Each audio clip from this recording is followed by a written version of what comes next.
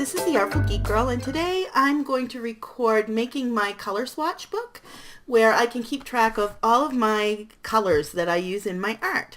Watercolors, markers, pencils. So what I did was I started out by cutting to size some paper, some watercolor paper and some Bristol board paper.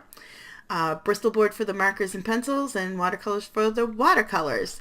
And then I had on hand some Happy Planner small little discs, and I have the Create 365 Happy Planner punch.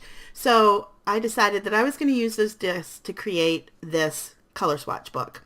So I cut them all down to size and then marked out on the punch where I needed to place the ends of the paper so that I could get a uniform punch every time. You can see the post-it tape there on each end. And I just went through some of them. My heavier watercolor, I could only do one at a time.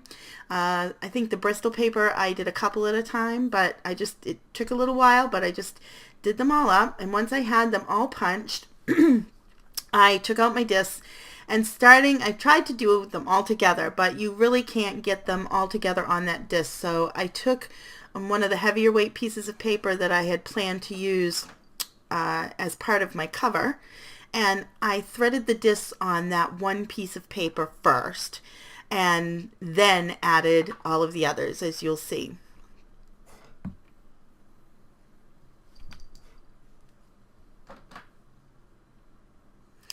Now, I love these discs because it's very, very easy not only to add pages, but to move the pages around. And later in this video, I will show you what I mean by being able to pull those pages and move them around so that you can kind of compare and take a closer look. You could even take them out and take them with you.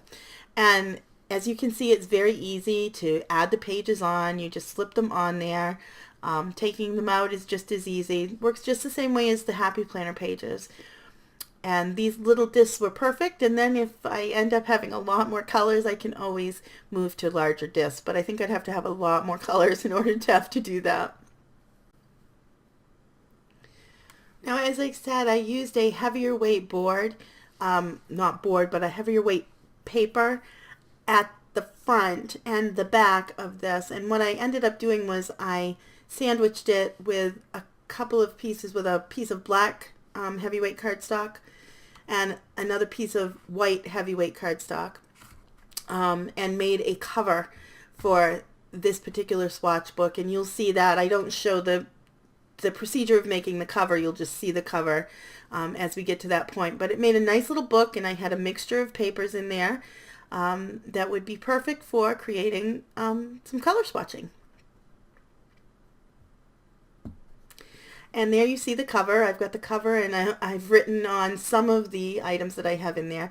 Underneath my page, you'll see a Daniel Smith mixing chart, which is totally different. I just happen to have it on my desk. And those are my Daniel Smith watercolors.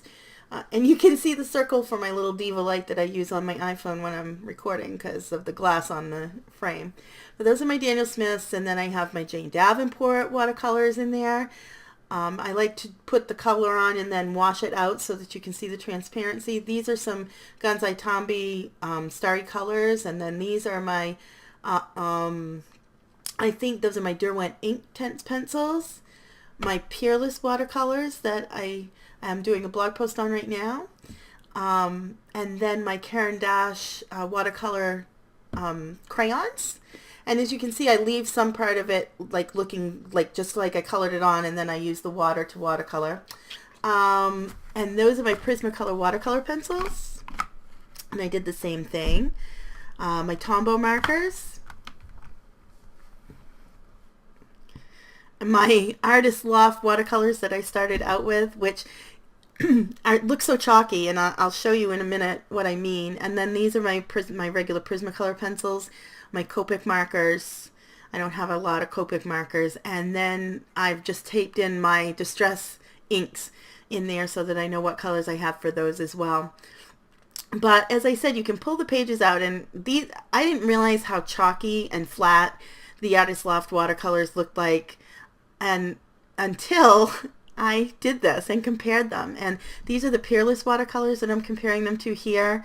And you can see how much more depth that the Peerless has. It's not nearly as flat.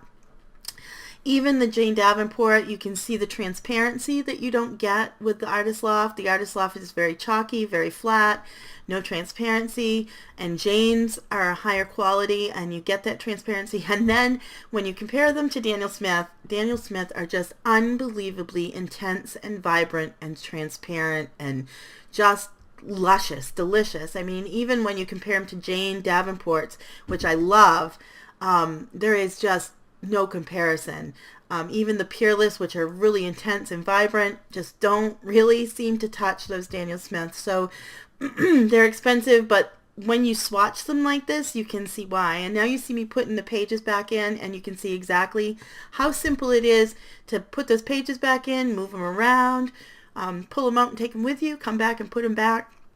But I love being able to look in this swatch book to see exactly what colors I have for my projects. It makes it so much easier. In a future video, I will explain that mixing chart that you're seeing behind there. That is just, that chart is just a mixture of all of the Daniel Smith colors that I have, which aren't many.